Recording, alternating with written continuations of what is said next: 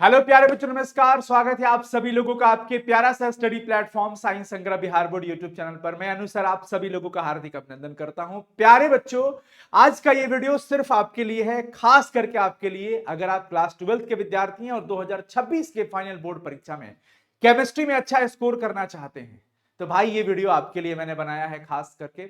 और बहुत ऐसे बच्चे हैं जो परेशान रहते हैं कि सर अभी तक मेरी केमिस्ट्री में तैयारी अच्छी से नहीं हो पाई है, तो मुझे कौन कौन से क्वेश्चन पढ़ने चाहिए, कौन कौन से टॉपिक कंप्लीट करना चाहिए, तो वो वीवीआई गेस क्वेश्चन हमें दे दीजिए। तो प्यारे बच्चों, आज की इस वीडियो को आखिरी तक देख लीजिएगा, सभी लोग लास्ट तक देख लीजिएगा, क्योंकि प्यारे बच्चों ये क्लास आपके लिए बहुत इंपॉर्टेंट है। मेरे भाई, मैं आपसे निवेदन करूंगा कि आप चैनल पे पहली बार आए होंगे तो प्लीज चैनल को सब्सक्राइब करके नोटिफिकेशन जरूर ऑन कर लीजिएगा और इस वीडियो को अपने सभी दोस्तों के साथ शेयर जरूर कर दीजिएगा। सभी दोस्तों के साथ शेयर करिएगा जो फाइनल परीक्षा में बेहतर अंक लाना चाहते हैं। तो आइए शुरू करते हैं प्यारे बच्चों। वीडियो को लाइक भी कर लीजिएगा और कैसा लगा ये वीडियो लास्ट में कमेंट जरूर कर देना आप सब लोग। मैं आप सभी लोगों को ये क्वेश्चन देखिए, सबसे पहले हम फिजिकल केमिस्ट्री में चलते हैं और फिजिकल केमिस्ट्री से आपको क्या क्या पढ़ना है। सबसे पहले फिजिकल केमिस्ट्री में क्रिस्टल और अक्रिस्टल में अंतर पढ़ लेना है आपको। मूल क्रिस्टल तंत्र एवं उसके पैरामीटर पढ़ लेना है कि मूल क्रिस्टल तंत्र कौन कौन से होते हैं और अल्फा बीटा गामा कितना होता है, एबीसी क्या होता है, ये सारी चीजें।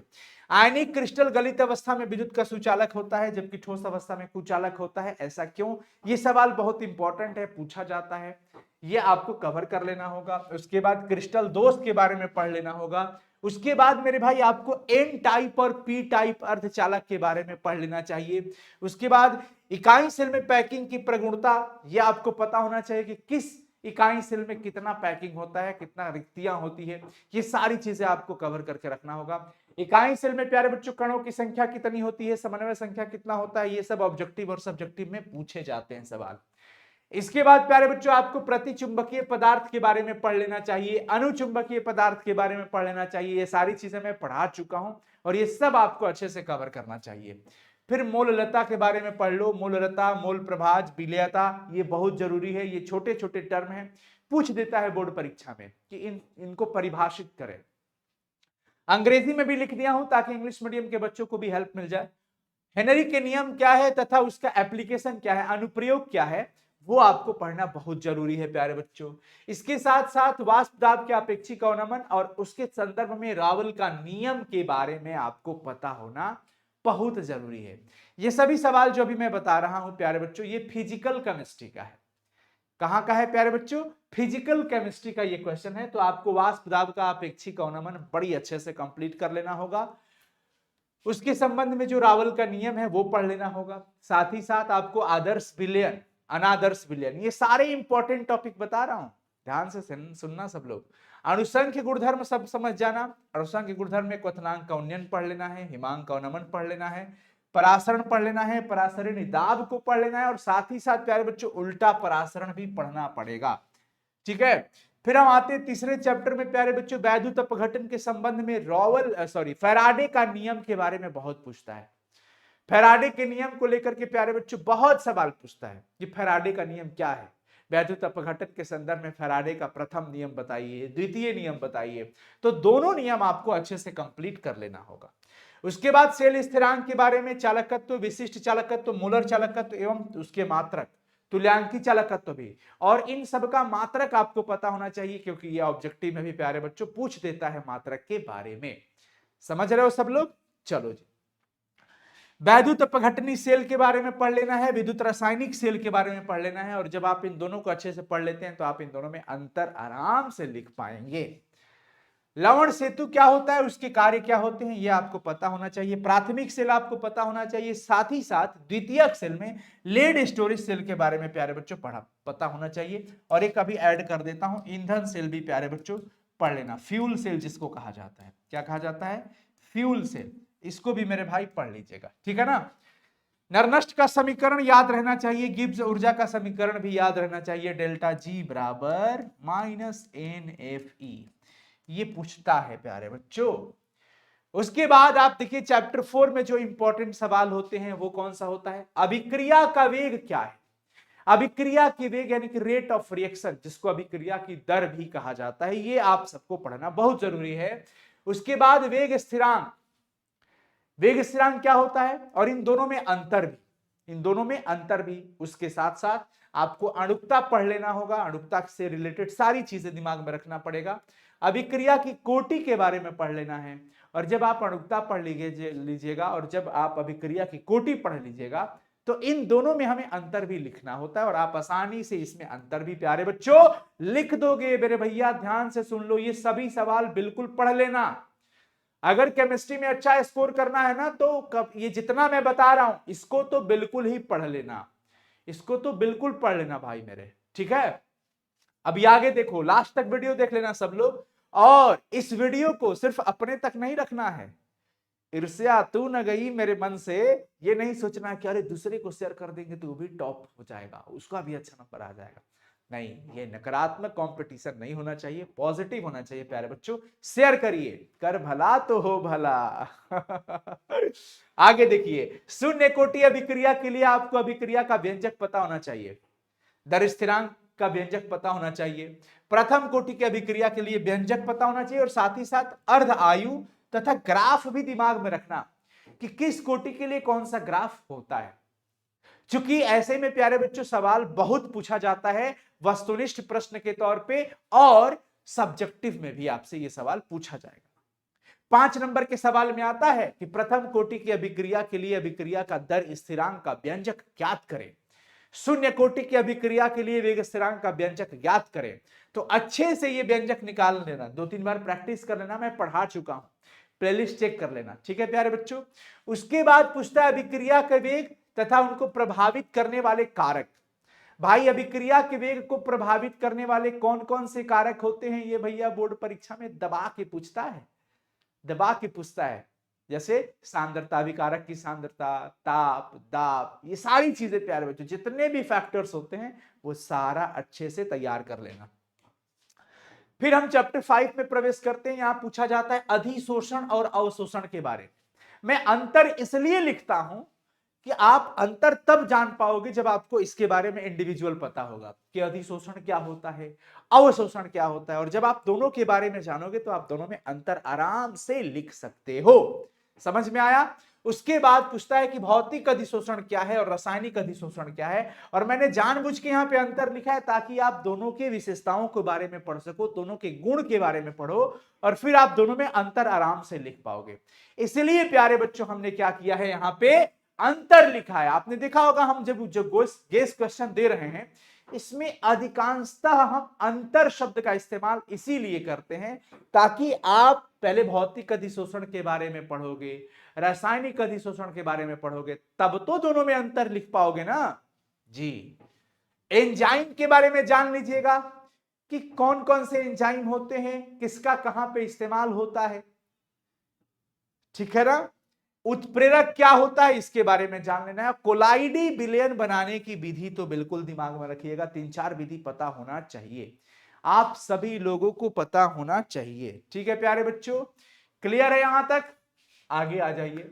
लायोफोबिक सॉल और लायोफिलिक सॉल में अंतर लिखे। मैंने फिर लिखा अंतर, क्यों लिखा, चूंकि आप लायोफोबिक सॉल यानी कि द्रव विरागी सॉल के बारे में अच्छे से पढ़ लोगे, लायोफिलिक यानी कि द्रव स्नेही कोलाइड के बारे में अच्छे से पढ़ लोगे, और ये दोनों को पढ़ लोगे अच्छे से तो दोनों में अंतर लिख पाओगे।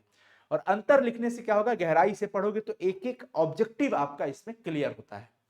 उसके बाद प्यारे बच्चों कुछ टर्म होता है जैसे पेप्टीकरण के बारे में पूछता है कि पेप्टीकरण क्या है, टिंडल प्रभाव क्या है, ब्राउनी गति क्या है, वैद्युत कण संचलन क्या है, ये पढ़ लेना। ये सारे टॉपिक हम आपको पढ़ा चुके हैं। उसके बाद मेरे भाई इलेक्ट्रोड विभव के बारे में पूछता है चैप्टर 3 से, और यहां चैप्टर 5 से जीटा विभव के बारे में भी पूछता है। और सिर्फ इतना ही नहीं प्यारे बच्चों, कोलाइड का वर्गीकरण पढ़ लेना भौतिक अवस्था के आधार पर पूछता है। जब परिक्षेपण माध्यम और परिक्षिप्त प्रावस्था का अलग अलग भौतिक अवस्था हो, तो जैसे जेल में कौन कौन सी भौतिक अवस्थाएं होती है, बादल में कौन कौन सा होता है, कोहरा में कौन कौन सा होता है, तो कोलाइडी विलयन की प्रत्येक अवस्थाओं के बारे में, चूंकि भौतिक अवस्था के आधार पर जितने भी ठोस द्रव द्रव द्रव बनता है वो सारा कोलाइडी विलयन का वर्गीकरण एग्जाम्पल के साथ भैया अच्छे से पढ़ लीजिएगा। और इसके साथ प्यारे बच्चों में आप लोगों को एक टर्म यहां पे और बता देता हूं, इमल्सन के बारे में जरूर पढ़ लीजिएगा, यानी पायस। और एक टर्म यहां पे मेरे से मिस हो गया है, स्कंदन। स्कंदन चाहे अवक्षेपण। अंग्रेजी में प्यारे बच्चों पायस को इमल्सन कहा जाता है मेरे भाई, और स्कंदन को कोगुलेशन कहा जाता है। ठीक है बच्चा, तो इसको बिल्कुल क्लियर कर लेना होगा, इसको पढ़ लीजिएगा। मैं जितना सवाल दे रहा हूं, फिजिकल केमिस्ट्री यहां पे आपका कंप्लीट हो जाता है। अब आप अंदर चलो, देखो ये गेस क्वेश्चन उनके लिए काम करता है जो बच्चे बिल्कुल नहीं पढ़े होते हैं, तो उनको कहीं ना कहीं डर होता है कि मेरा सब्जेक्ट फंस न जाए, मेरा मार्क्स बिगड़ न जाए। तो भाई हम बिगड़ने नहीं देंगे। इतना सवाल अगर आप कर लेते हो ना, तो गारंटी कहता हूं बहुत अच्छा नंबर लेके आ जाओगे। अब तुम्हारे ऊपर डिपेंड करता है कि कितने अच्छे से इसको आप परोस सकते हो परीक्षा में। जब हम इनऑर्गेनिक केमिस्ट्री में चलते हैं तो वहां कुछ टर्म परिभाषित करने के लिए सवाल पूछा जाता है कि अयस्क क्या है, खनिज क्या है, गैंग क्या होता है, फ्लक्स क्या होता है, धातुमल क्या होता है, निस्तापन क्या होता है, जारण क्या होता है, प्रगलन किसको कहा जाता है, फेन प्लवन विधि क्या होती है, चुंबकीय सांद्रण विधि क्या होती है, निक्षालन क्या होता है, गुरुत्व पृथक्करण विधि क्या होती है। इन सबको परिभाषित करने के लिए, टिप्पणी लिखने के लिए प्यारे बच्चों संक्षिप्त में दे देता है परीक्षा में, और तब लिख पाइएगा जब आपको पता होगा तब ना। उसके बाद मेरे भाई ये देखिए अंग्रेजी में ये सारी चीजें मैंने लिखा है, इसको पढ़ लीजिएगा। उसके बाद पूछता है कि भाई धातु और उसके खनिज तथा सूत्र, खनिज या फिर अयस्क समझो कि भाई एल्यूमिनियम के कौन कौन से मुख्य अयस्क हैं, उन अयस्कों का सूत्र क्या है। लोहा के मुख्य अयस्क कौन कौन से होते हैं, उनका सूत्र क्या होता है। तांबा का मुख्य अयस्क क्या है, उनका सूत्र क्या होता है। जस्ता का मुख्य अयस्क क्या है, उनका सूत्र क्या होता है। पारा का क्या है, लेड का क्या है, चांदी का क्या है। ये सारी चीजें प्यारे बच्चों ये दिमाग में रखना, क्योंकि जानते हो एक नंबर की कीमत उनको पता होता है जिनका 299 आ जाए गलती से, या किसी सब्जेक्ट में 29 आ जाए, ईश्वर ना करे ऐसा हो। तो इसलिए प्यारे बच्चों एक एक चीज को बारीकी से कर लेना। उसके बाद आता है कि आप जिंक ब्लेड से आप जिंक का निष्कर्षण कैसे करते हो। इसके अलावा प्यारे बच्चों कैलेमाइन से भी पूछता है कि आप कैलेमाइन से जिंक का निष्कर्षण कैसे करते हैं। वात्या भट्ठी के अंदर प्यारे बच्चों, वात्या भट्ठी के अंदर हेमेटाइट अयस्क से लोहा का निष्कर्षण कैसे करते हो। समीकरण के साथ इसमें जो रिएक्शन होता है उस रिएक्शन को बिल्कुल दिमाग में रखना पड़ेगा। पूछता है वात भट्ठी या तो वात्या भट्ठी जिसको कहा जाता है, ब्लास्ट फर्नेस कहा जाता है अंग्रेजी में। हिंदी में प्यारे बच्चों इसका एक और नाम होता है अभिधमन भट्ठी। तो ये पूछता है। उसके बाद पूछता है कि बॉक्साइट अयस्क से एल्यूमिनियम का निष्कर्षण कैसे करते हो। बॉक्साइट अयस्क से एल्यूमिनियम का निष्कर्षण कैसे करते हो। उसके बाद मेरे भाई इसमें मॉन्ड विधि के बारे में पूछ देता है कि मॉन्ड विधि से किस धातु का शोधन करते हो, तो बता देना निकेल का। वान आर्कल विधि से किसका करते हो, टाइटेनियम और जिर्कोनियम का। ये बिल्कुल दिमाग में रख लेना, ठीक है ना। बेसेमरीकरण के बारे में थोड़ा सा पढ़ लेना कि किस धातु का उसमें होता है। उसके बाद वैद्युत अपघटन के द्वारा कॉपर का शोधन बिल्कुल पता होना चाहिए आप लोगों को। और प्रगलन मैंने आपको बताया था, लेकिन प्रगलन के साथ साथ प्यारे बच्चों एक चीज मैं यहां पे ऐड कर देता हूं, एल्यूमिनोथर्मिक विधि भी आपको दिमाग में रख लेना है। एल्यूमिनोथर्मिक विधि ये बहुत इंपॉर्टेंट होता है। एल्यूमिनोथर्मिक विधि में कौन कहां पे अवकारक का काम करता है, क्या करता है, ये पता होना चाहिए। चलिए अब हम आ जाते हैं प्यारे बच्चों पी ब्लॉक के अंदर।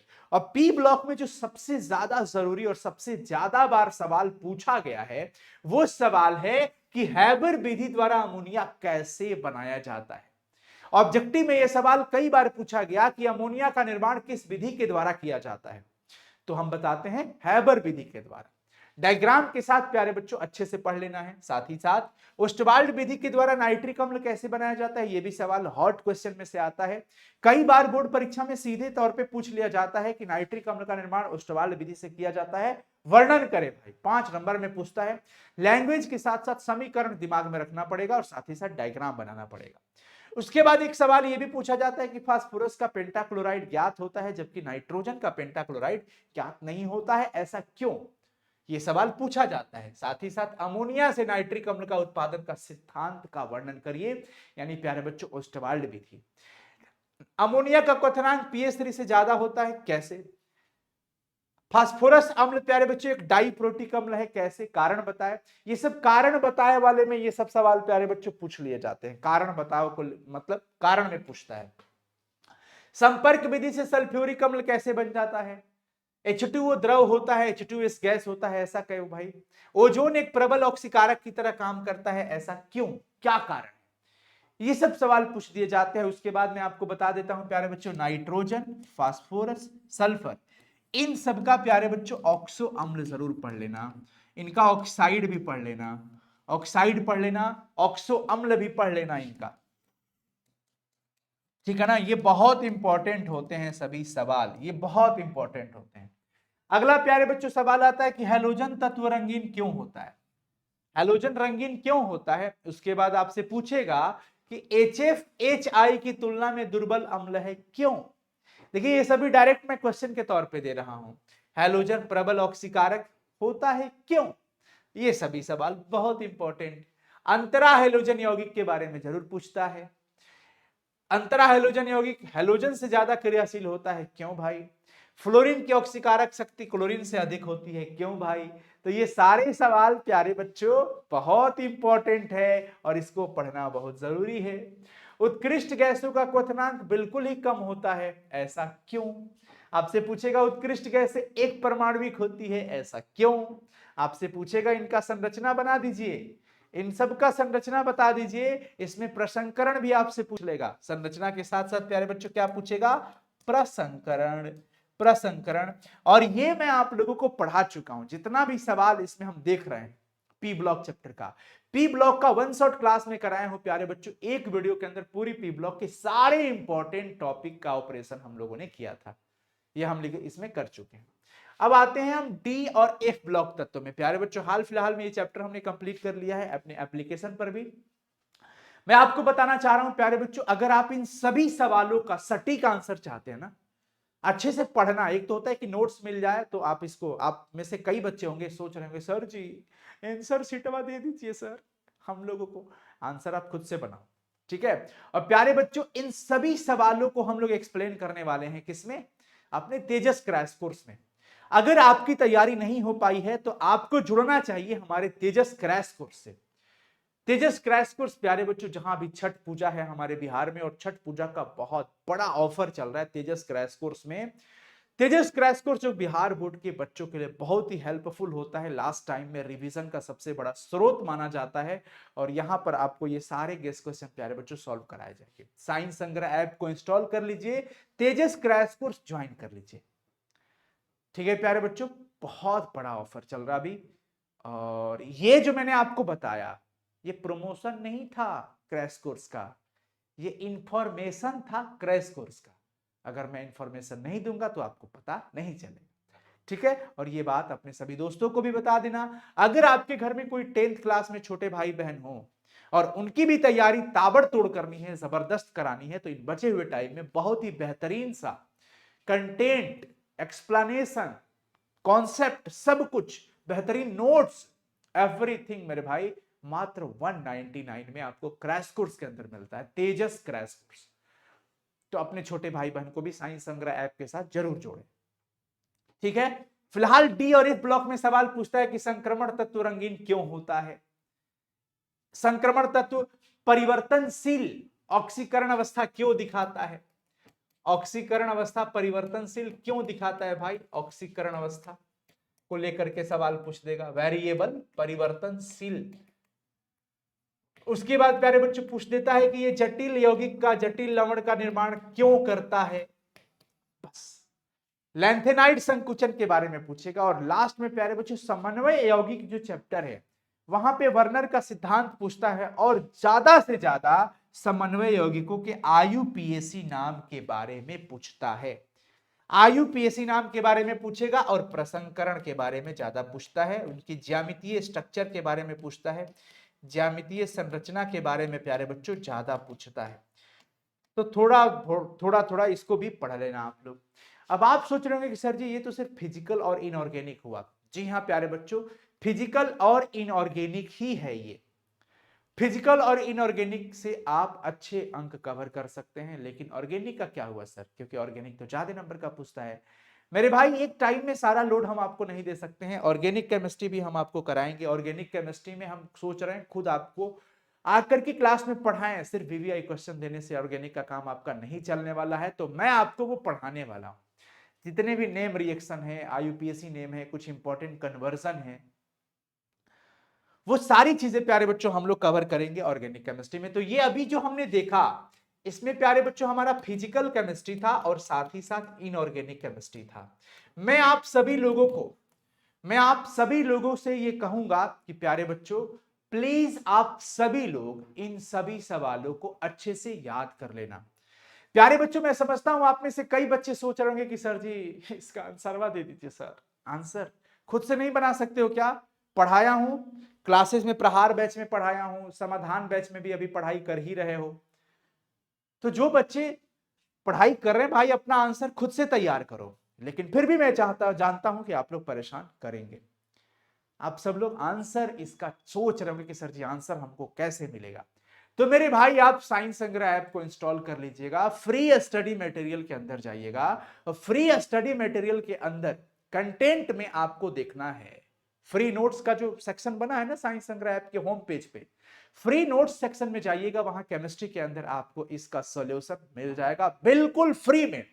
तो अगर आप इन सभी सवालों का जवाब चाहते हैं, उत्तर चाहते हैं मेरे लैंग्वेज में, तो मेरे भैया साइंस संग्रह ऐप को अभी इंस्टॉल कर लीजिए, क्योंकि वहां पे इसका पूरा कंप्लीट सॉल्यूशन मैं पीडीएफ के तौर पे फ्री में बना के दे दिया हूं, जिसको आप अपने फोन में डाउनलोड करके नोट्स बना सकते हो, पढ़ाई कर सकते हो, बार बार रिवाइज भी कर सकते हो। और साथ ही साथ मेरे भाई, मैं ये भी कहूंगा कि देखो, नोट्स तो मैं इसका आपको दे दूंगा, लेकिन मेरे भाई प्लीज एक निवेदन है कि अगर और अच्छे से इसको तैयार करना है, रटना ना पड़े इन सभी चीजों को, तो क्रैश कोर्स ज्वाइन कर लो। तेजस क्रैश कोर्स मात्र 399 का है, लेकिन अभी छठ पूजा पे और भी इससे कम प्राइस पे चल रहा है। तो मेरे भाई, क्रैश कोर्स में एडमिशन ले लीजिए और फटाफट से इसका नोट्स अभी इसी वक्त साइंस संग्रह ऐप इंस्टॉल करके डाउनलोड कर लीजिए अपने फोन में। देर ना हो जाए, कहीं देर ना हो जाए। और प्यारे बच्चों, कैसा लगा ये सेशन जरूर बताइएगा। देखिए, आपका ख्याल बहुत रखता हूं मैं, मुझे पता है कि आपको इसका आंसर चाहिए होगा। मैं जानता हूं कि आप मुझसे जरूर कहिएगा कि सर जी प्लीज इसका आंसर भी दे दीजिए। तो मैंने आंसर पहले से बना रखा था कि आप लोगों को इसके साथ साथ आंसर भी दे दूंगा। तो प्यारे बच्चों, आंसर के लिए साइंस संग्रह ऐप को इंस्टॉल कर लेना है। क्या? साइंस संग्रह ऐप। और इस ऐप को प्यारे बच्चों प्ले स्टोर से इंस्टॉल करो और इंस्टॉल करके आप इसके फ्री नोट्स को डाउनलोड कर लीजिए और तैयारी कर लीजिए, याद कर लीजिए सब। और तेजस क्रैश कोर्स जरूर ज्वाइन कर लीजिएगा। तेजस क्रैश कोर्स का बहुत ज्यादा प्राइस नहीं है। तो ये सारी चीजें आपको पूरा केमिस्ट्री चैप्टर 1 से पढ़ने को फिर से मौका मिल जाएगा, और सिर्फ केमिस्ट्री नहीं, ऑल सब्जेक्ट, ऑल सब्जेक्ट। ठीक है ना? तो चलिए प्यारे बच्चों, इस वीडियो को बहुत शेयर कर देना, इतना शेयर कर देना कि सभी बच्चों तक पहुंच जाए। और कमेंट भी जरूर कर देना, वीडियो लाइक भी कर देना, चैनल को सब्सक्राइब भी कर देना। और अभी ऐसी बहुत सारी वीडियो प्यारे बच्चों हम आपके लिए लेकर आते रहेंगे। All the best. मुझे बहुत अच्छा लगा आप लोगों के साथ ये सभी चीजें शेयर करके। देखिए, इससे आपको घाटा तो बिल्कुल नहीं होगा, नुकसान बिल्कुल नहीं होने वाला है, फायदा ही फायदा है। इसलिए आप इसको तैयार कर लीजिएगा, पढ़ लीजिएगा। अभी बहुत सारी चीजें आपके लिए प्लान कर रहे हैं प्यारे बच्चों।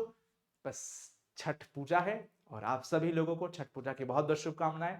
छठी मैया आप लोगों के जीवन में सुख शांति समृद्धि प्रदान करे, आप अपने परिवार के साथ खूब आनंदित रहें, मस्त रहें, तरक्की करते रहें, विषम से विषम परिस्थितियों को पार करके आप अपने मंजिल को प्राप्त करें। मैं ऐसी कामनाएं करता हूं माता जी से। बाकी आप आगे बढ़ते रहो। All the best. मैं आपके कमेंट का इंतजार करूंगा और शेयर कर दीजिएगा, नोट्स डाउनलोड कर लीजिएगा प्यारे बच्चों। Okay, bye bye, love you मेरे भाई। शेयर कर दिया लो बबुआ, कमेंट भी कर दिया लो, ठीक नो? कंजूसी मत करिए लो, न तो गद्दारी हो जाए।